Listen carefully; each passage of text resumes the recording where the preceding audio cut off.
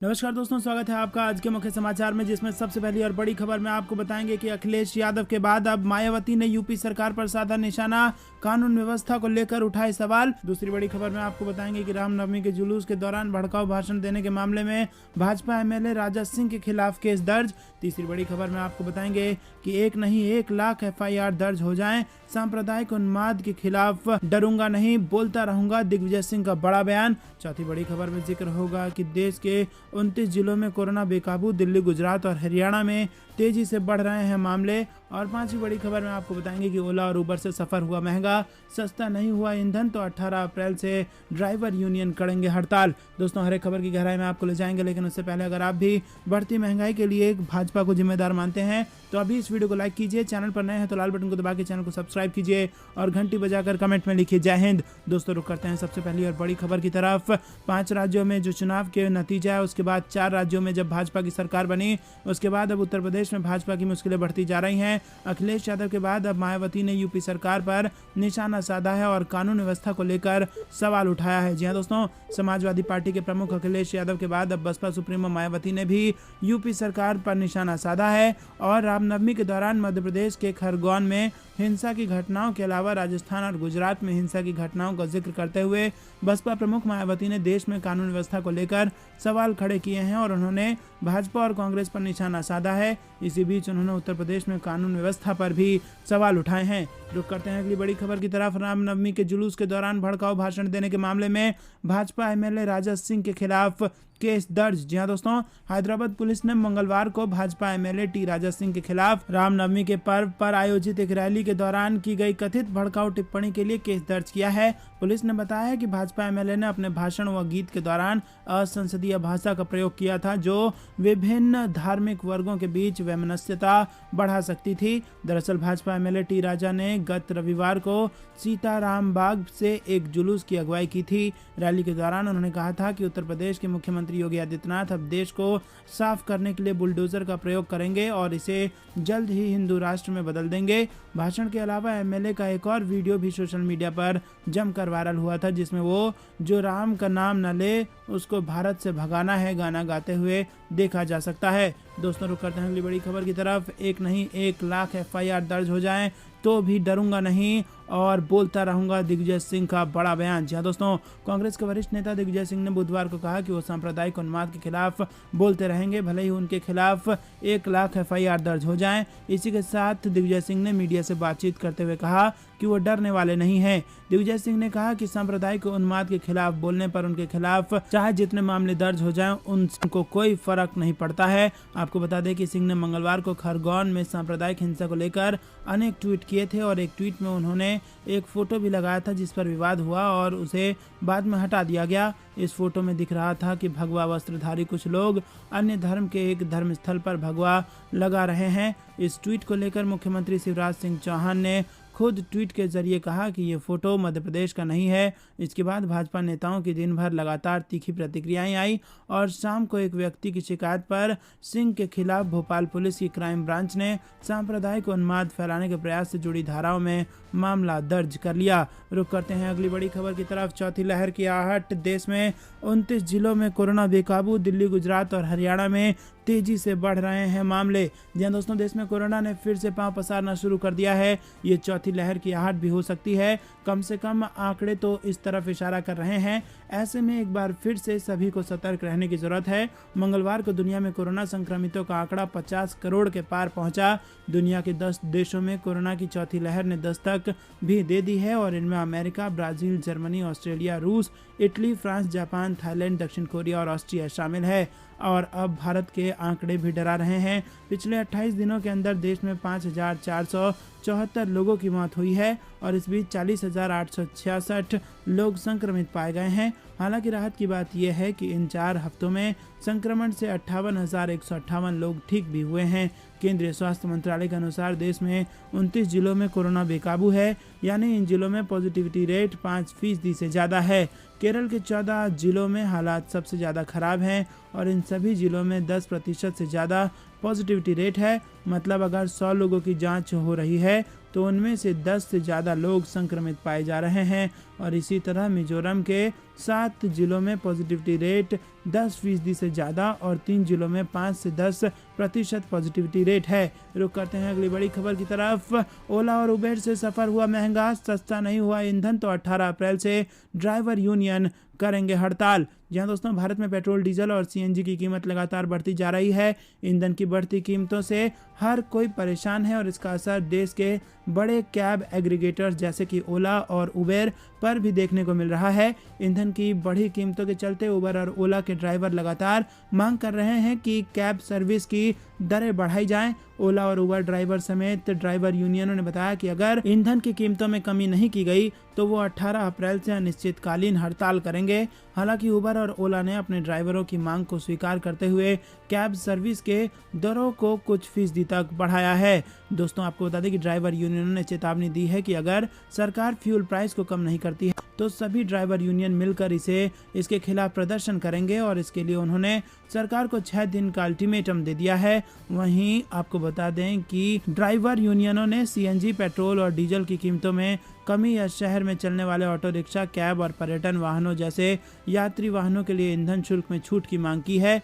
रुक करते हैं अगली बड़ी खबर की तरफ जो कि मध्य प्रदेश से आ रही है। रामनवमी पर बवाल के आरोपियों के घर टूटने से भड़के ओवैसी, कहा ये सरकार की है नाकामी। जी हाँ दोस्तों, आपको बता दें कि मध्य प्रदेश के खरगोन जिले में रामनवमी के जुलूस के दौरान उपद्रव में शामिल आरोपियों के घर को जमींदोज कर दिया गया। वहीं बड़वानी के उपद्रवियों की पहचान हो गई है और इस मामले में एआईएमआईएम प्रमुख असदुद्दीन ओवैसी ने घटना की निंदा करते हुए आरोपियों पर हुई कार्रवाई को लेकर सीएम शिवराज सिंह चौहान पर निशाना साधा है। रुक करते हैं अगली बड़ी खबर की तरफ। संजय राउत का एमएनएस को करारा जवाब, बोले शिवसेना के खून में है हिंदुत्व, राज ठाकरे बन गए हैं बीजेपी का लाउड स्पीकर। जी हाँ दोस्तों, महाराष्ट्र नवनिर्माण सेना की तरफ से लाउड स्पीकर बंद करने को लेकर जिस तरह की लगातार धमकी दी जा रही है उसके बाद शिवसेना ने उस पर करारा हमला बोला है।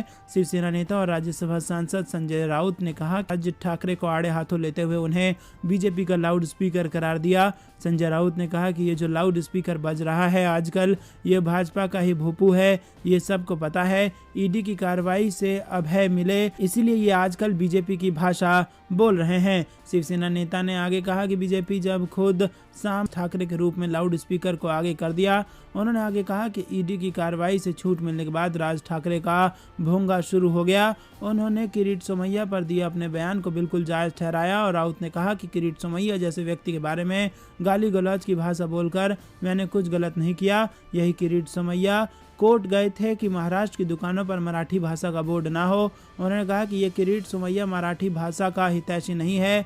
इसी किरीट सोमैया ने मुंबई को महाराष्ट्र से अलग करने की रणनीति रची थी। दोस्तों रुक करते हैं अगली बड़ी खबर की तरफ जो कि हिमाचल प्रदेश से आ रही है। बीजेपी की सेंधमारी को आम आदमी पार्टी ने बताया बौखलाहट, फोन टैपिंग का लगाया आरोप। जी हाँ दोस्तों, हिमाचल प्रदेश में सियासी जमीन तलाश रही आम आदमी पार्टी में बीजेपी ने जबरदस्त सेंध। आम आदमी पार्टी के प्रदेश अध्यक्ष समेत कई नेताओं ने भाजपा का दामन थाम लिया है। इस सेंधमारी पर आम आदमी पार्टी का कहना है कि भाजपा में बौखलाहट है। आम आदमी पार्टी का कहना है कि प्रदेश की राजनीति में आम आदमी पार्टी की दस्तक देते ही कि आने वाले विधानसभा चुनाव में आम आदमी पार्टी प्रदेश में अपनी सरकार बना लेगी। पार्टी प्रवक्ता गौरव शर्मा ने कहा कि आम आदमी पार्टी की बढ़ती लोकप्रियता और जनाधार से भाजपा को अपने नीचे की जमीन खिसकती नजर आ रही है, जिसके चलते भाजपा आम आदमी पार्टी के कार्यकर्ताओं को तोड़ने में लगी है। उन्होंने कहा कि पिछले दिनों नाम किसी ने नहीं सुना था, लेकिन बीजेपी की नज़र आम आदमी पार्टी के साधारण कार्यकर्ताओं पर भी है जो सीधे तौर पर बीजेपी के अंदर आम आदमी पार्टी का डर सता रहा है। दोस्तों रुक करते हैं अगली बड़ी खबर की। अखिलेश यादव बोले यूपी में दौड़ रही है अपराध की बुलेट ट्रेन, कानून व्यवस्था पर उठाए सवाल। वहीं उत्तर प्रदेश में विधान परिषद की 27 सीटों के किसी भी वक्त आएंगे नतीजे। बीजेपी नेता किरीट सोमैया पर लटकी गिरफ्तारी की तलवार, आईएनएस विक्रांत मामले में अग्रिम जमानत अर्जी खारिज। तेलंगाना के मुख्यमंत्री केसीआर ने केंद्र को दी चुनौती, बोले 24 घंटे दे रहे हैं वरना सरकार गिरा देंगे। वहीं महंगाई को लेकर केंद्र के खिलाफ कांग्रेस का पोस्टर अभियान शुरू, कहा सरकार को करेंगे बेनकाब। 2024 की तैयारी, यूपी में गठबंधन की राजनीति पर फोकस करेगी कांग्रेस, हाईकमान बना रहा है नई रणनीति। देश में एक बड़े किसान आंदोलन की जरूरत, राकेश टिकैत ने फिर दी सरकार को चेतावनी। अब इन लोगों को नहीं मिलेगा फ्री राशन, बदल गए राशन कार्ड के नियम। महाराष्ट्र और गुजरात में सी वेरिएंट की एंट्री, एनसीआर में बढ़े कोरोना के केस, नोएडा और गाजियाबाद में स्कूल बंद। वहीं रामनवमी पर जेएनयू में हुई हिंसा पर भड़के राहुल गांधी, कहा नफरत और हिंसा देश को कमजोर कर रही है। ईवीएम पर रॉबर्ट वाड्रा ने उठाया सवाल, कहा जनता चाहे तो मैं सक्रिय राजनीति में उतरने को हूं तैयार। राजस्थान में फोन टैपिंग के जिन्न से गरमाई सियासत, शेखावत ने दी अफसरों को देख लेने की धमकी, सीएम बोले असली चेहरा हुआ बेनकाब। घर के बाहर प्रदर्शन पर बोले पवार, हड़ताली कर्मचारियों को किया जा रहा है गुमराह, महाराष्ट्र सरकार को अस्थिर करने का प्रयास। वही खबर बिहार से, तेजस्वी यादव ने किया बोचहा में आरजेडी की जीत का दावा। खबर बंगाल से, पश्चिम बंगाल उपचुनाव के लिए केंद्र ने बढ़ाई सुरक्षा बलों की संख्या, सीएपीएफ की 5 और कंपनियां कर दी गई तैनात। कांग्रेस ने घोटाले का आरोप लगाते हुए मंत्री से इस्तीफा मांगा। जी हां दोस्तों, हर एक खबर की गहराई में आपको ले जाएंगे, लेकिन उससे पहले फिर से आपसे विनम्र निवेदन, अभी तक वीडियो लाइक नहीं किया तो लाइक करके अपना समर्थन जरूर दर्ज कराइए। चैनल पर नए हैं तो लाल बटन को दबा के चैनल को सब्सक्राइब कीजिए और घंटी बजाकर कमेंट में लिखिए जय हिंद। दोस्तों रुक करते हैं सबसे पहली और बड़ी खबर की तरफ। अखिलेश यादव का बड़ा बयान, बोले यूपी में दौड़ रही है अपराध की बुलेट ट्रेन, कानून व्यवस्था पर उठाए सवाल। जी हां दोस्तों, समाजवादी पार्टी के राष्ट्रीय अध्यक्ष और पूर्व मुख्यमंत्री अखिलेश यादव ने यूपी की बीजेपी सरकार पर जमकर निशाना साधा और बीजेपी सरकार के दूसरे कार्यकाल में अपराधी पहले से ज्यादा निडर हैं, ऐसा उन्होंने कहा। उन्हें पुलिस का थोड़ी कांड और हत्या की घटनाएं थमने का नाम नहीं ले रही हैं। प्रदेशवासी आतंकित हैं, चारों तरफ भय का वातावरण है। साथ ही कहा कि उत्तर प्रदेश में अपराध की बुलेट ट्रेन दौड़ रही है। रुक करते हैं अगली बड़ी खबर की तरफ। उत्तर प्रदेश विधान परिषद की 27 सीटों के नतीजे। जी हां दोस्तों, यूपी विधान परिषद चुनाव के नतीजे 12 अप्रैल को आ रहे हैं और उत्तर प्रदेश विधान परिषद द्विवार्षिक चुनाव में 27 सीटों के लिए मतदान 9 अप्रैल को हुआ था और कुल 98% से ज्यादा मतदान हुआ। चुनाव मैदान में 95 उम्मीदवारों ने किस्मत आजमाई और मतों की गिनती 12 अप्रैल को है। आप सुबह से ही नतीजे से जुड़े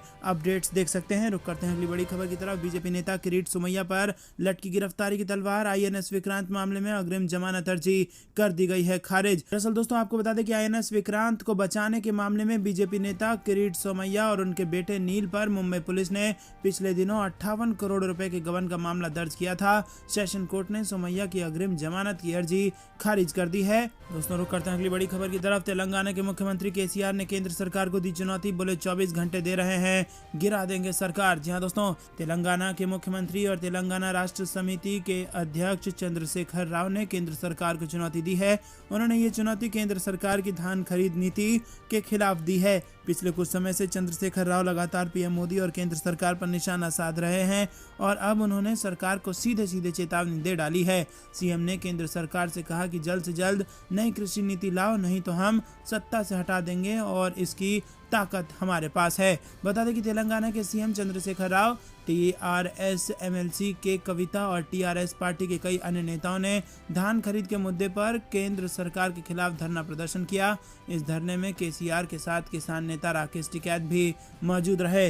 रुक करते हैं अगली बड़ी खबर की तरफ। महंगाई को लेकर केंद्र के खिलाफ कांग्रेस का पोस्टर अभियान, कहा कि सरकार को करेंगे बेनकाब। जी हां दोस्तों, आपको बता दें कि कांग्रेस की युवा इकाई ने पेट्रोल, डीजल, रसोई गैस और कई अन्य जरूरी खाद्य वस्तुओं की कीमतों में बढ़ोतरी को लेकर सोमवार को केंद्र सरकार के खिलाफ पोस्टर अभियान शुरू कर दिया है। भारतीय युवा कांग्रेस के मुताबिक वो पोस्टरों के माध्यम से देश भर के लोगों को महंगाई के मुद्दे पर जागरूक करेगी और केंद्र सरकार को जनता के समक्ष बेनकाब करेगी।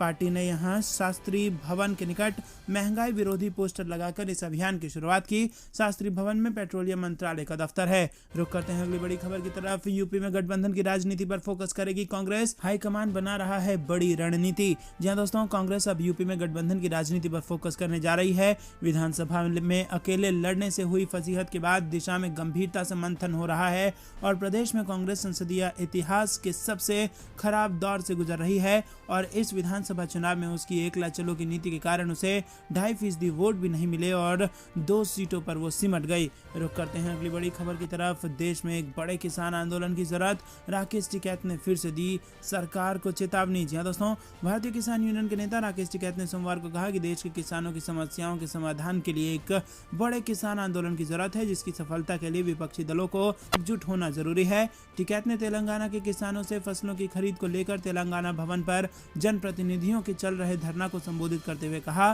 कि किसानों के आंदोलन के लिए स्थान और तिथि की घोषणा जल्द ही की जाएगी। उन्होंने कहा कि देश के किसानों की समस्याओं के समाधान के लिए विपक्षी दलों के मुख्यमंत्रियों की एक बैठक की जानी चाहिए और ठोस निर्णय लिया जाना चाहिए। उन्होंने कहा कि सत्तारूढ़ दल का मुकाबला करने के लिए विपक्ष की मदद की जरूरत है और इस पर गंभीरता से विचार किया जाना चाहिए।